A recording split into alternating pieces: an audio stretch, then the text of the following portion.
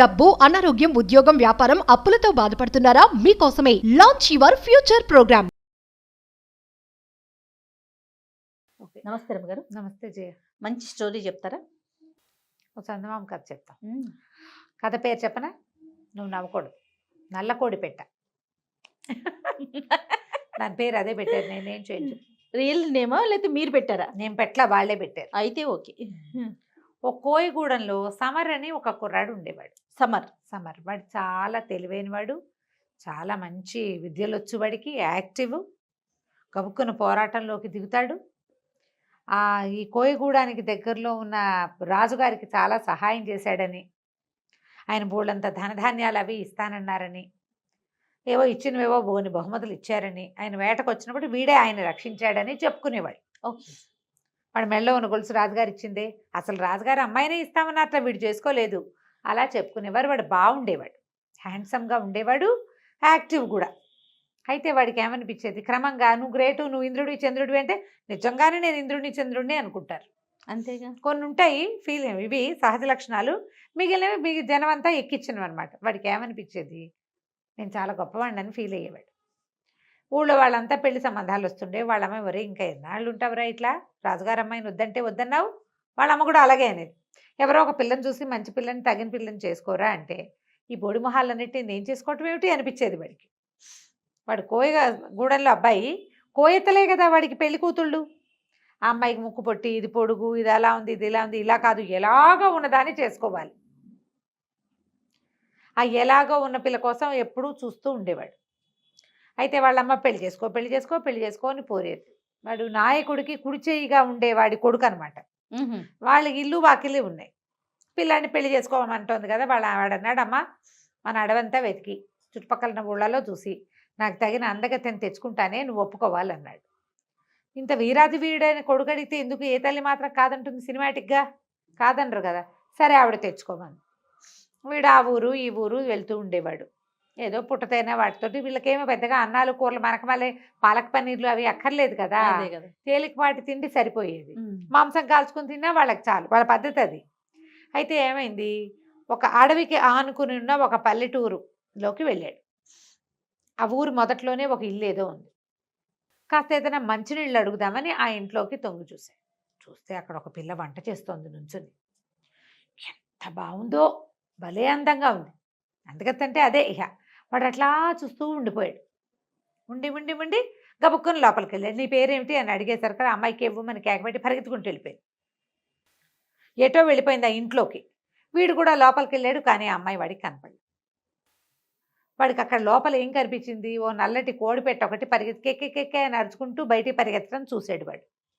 ఈ పిల్ల ఏమైపోయిందో వాడికి తెలియలే. పిల్ల ఏమైందో అర్థం కాలేదు. సరే ఏమైంది, వాళ్ళ వాకిట్లోనే కూర్చుని ఉన్నాడు. ఈ లోపల ఒక భార్యాభర్త వచ్చారు. వీడి దగ్గర డబ్బులు ఉన్నాయి, రాజుగారు కొంత ధనం ఇచ్చాడు కదా. వస్తే సరే వాళ్ళు ఏమన్నారు, వాళ్ళని అడిగారు, ఎవరు ఏమిటి అని అడిగితే, మీ అమ్మాయి వంట చేసి పెడుతోంది కదా, మీ అమ్మాయిని ఇచ్చి నాకు పెళ్లి చేయండి, నేను అందమైన అమ్మాయిల కోసం వెతుకుతున్నా, మీ ఇంట్లో ఉన్న పిల్లనిచ్చి పెళ్లి చేయమన్నాడు. వాళ్ళు అన్నారు, మాకు అసలు పిల్లలే లేరురా నాయన, మా పిల్లలు లేరు, మా ఇంట్లో పిల్లలు ఎక్కడ వాళ్ళు అని చెప్పి, రా అన్నం దిద్దుగాని అని పిలిచారు.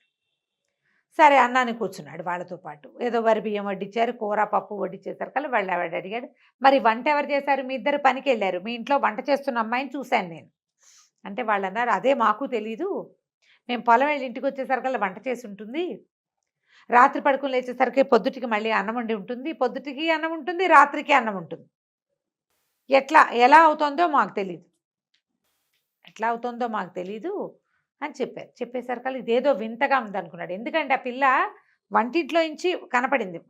వంట ఎట్లా ఉంది వాళ్ళకి, ఆ పల్లెటూరు వంటలు ఎలా ఉంటాయి, ఓ చిన్న అడ్డం కట్టినట్టుగా ఉండి అక్కడ పొయ్యి పెట్టుకుని అన్నం వండుకుంటారు. అక్కడ చూశాడు ఆ అమ్మాయిని. ఆ అమ్మాయి ఇంట్లోకి పరిగెత్తింది. తను ఇంట్లోకి వచ్చేసాడు, ఎక్కడా కనపడలా. వీళ్ళేమో పిల్ల లేదంటున్నారు, కానీ తను చెప్పకుండా చూశాడు. 5.5 అడుగులు ఎత్తున్న ఒక అమ్మాయి, అందంగా ఉంది, ఓ 16-18 సంవత్సరాలు ఉంటాయి, మంచి పోతపోసిన బంగారు విగ్రహం లాగా ఉంది. వీళ్ళేమో ఇట్లా చెప్తున్నారు. పోనీ వంటేమో సిద్ధంగా ఉంది, నేను సరిగ్గా చూడలేదనుకోవటానికి. ఏమనుకున్నాడు, వీళ్ళ దగ్గరుండి ఆ రహస్యం ఏదో ఛేదించాలనుకున్నాడు.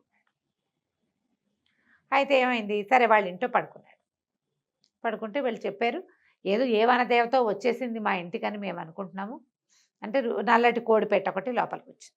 వచ్చేసరికి ఆవిడ బో బో బో అని పిలిచి కాసిన నూకలేసి ఓ బుట్ట కింద పెట్టింది.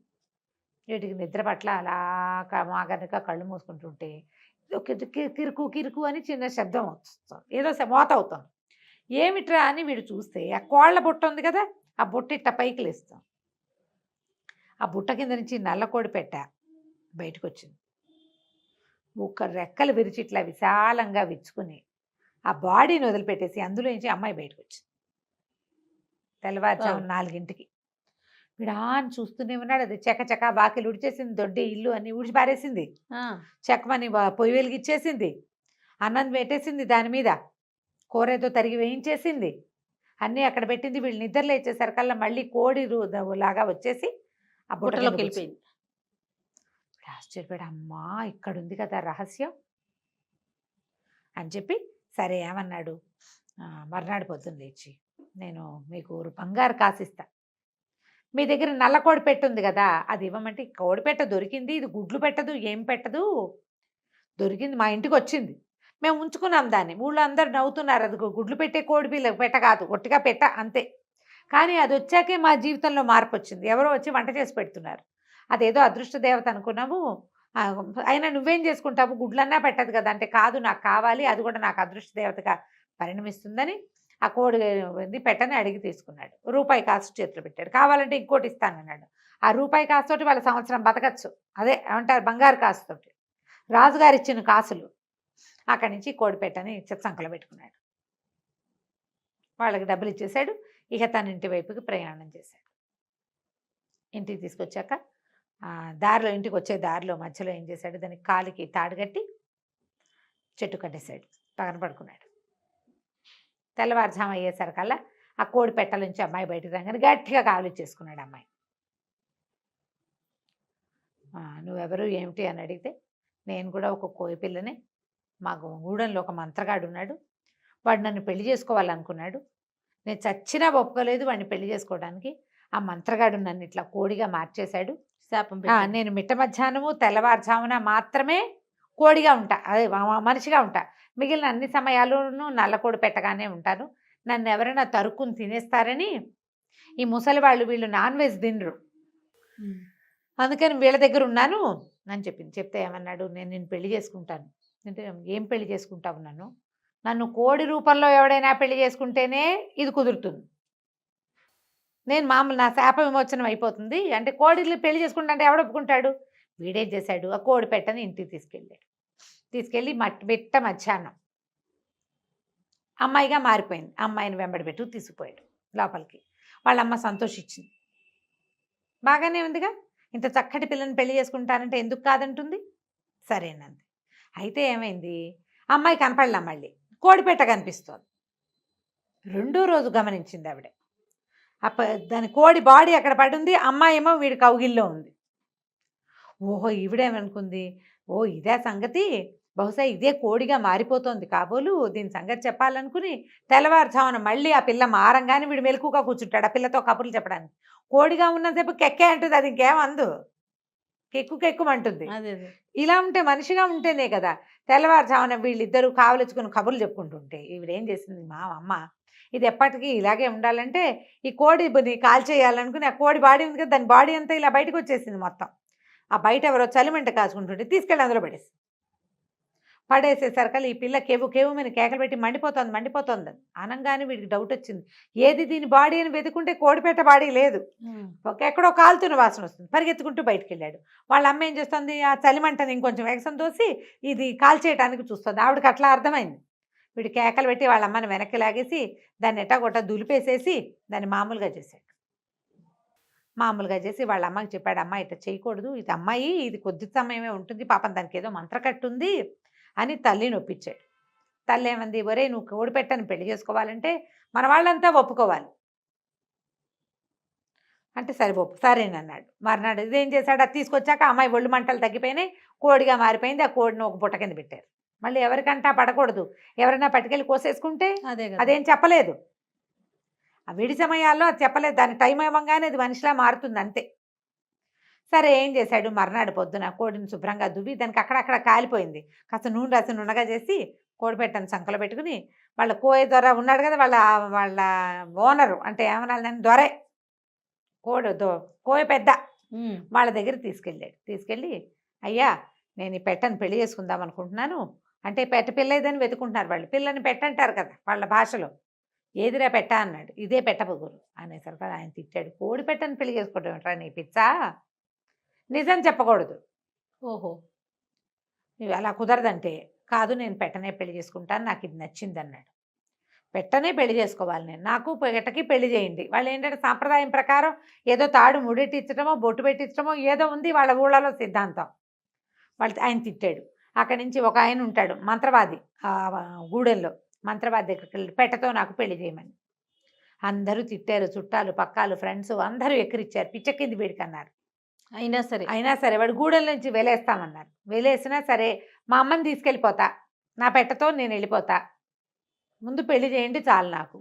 ఇక విసిగిపోయి ఏమనుకున్నారు, వీళ్ళ నాన్న ఎంతో సేవ చేశాడు గూడెంలో, ఎంతమందికో సహాయం చేశాడు, పైగా మరి వీడేమో రాజుగారికి సహాయం చేసిన వీరాది వీరుడు, ఏదో తొక్కాడు పిచ్చెక్కింది వీడికి, ఆ పెళ్ళి ఏదో చేసేస్తే సరిపోతుంది, తర్వాత ఎవరితో ఒక పిల్లని చూసి ముడిపెట్టచ్చు వీడికి అనుకుని సరే కోడిపెట్టతో పెళ్లి చేస్తామన్నారు.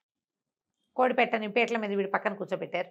అందరూ కలిసి ఆ పువ్వులు అవి చల్లి సరే తాడు గట్రా దాని మెడలో అంటే కోడి మెడలో మంగళసూత్రాలు మూడేయంగానే కోడి కాస్త అమ్మాయిగా మారిపోయారు. నల్ల కోడి పెట్ట అమ్మాయి అయిపోయింది. అందరూ ఆశ్చర్యపోయారు, ఇదేమిట్రా ఈ పిల్ల ఎవర్రా ఏమిట్రా అంటే అప్పుడు ఆ పిల్ల చెప్పింది అనమాట, ఇక్కడి నుంచి ఒక 4 ఆమడల దూరంలో ఉన్న ఒక కోయిగూడెం దొరగారి కూతురు ఈ పిల్ల, మంత్రగాడు ఇలా మంత్ర కట్ చేశాడు. అక్కడి నుంచి కబురు చేశారు, మీ పిల్ల కోడిపిల్ల మనిషి పిల్లగా మారిపోయింది, మా ఫలానా వాడితో పెళ్ళయింది సమర్తోటి, ఆ సమర్ కూడా ఎలాంటి వాడంటే వీరాది వీరుడు, అదే కదా, ఆ పెట్టగానే పెళ్లి చేసుకుంటే పెట్టగాస్త పెళ్ళయింది అని కబురు చేస్తే ఆ గూడెం పెద్ద వచ్చి ఎంతో సంతోషించి బొళ్ళని కానుకలు ఇచ్చి కూతుర్ని అల్లుండి ఊరేగింపుగా తన ఇంటికి తీసుకుపోయాడు. వాడు ఆ గూడానికి రాజైపోయాడు నల్లకోడి పెట్ట వల్ల కదా, కంచికి మనం ఇంటికి. సూపర్ రమ్మగారు. నేను కోడి పెట్టాను కానీ నీకు వేరే భావాలు కలిగినాయి కదా, నిజం చెప్పు. కనీసం నేను కోడిని కూడా అనకూడదా జయ, మరి ఇలా ఉంటే ఎంత కష్టం. అంటే మీ నోట్లో నుంచి వస్తుంటే కొంచెం అలా కొత్తగా అనిపిస్తుంది రమ్మగారు, అంతే. నమస్తే రమ్మగారు. నమస్తే జయ.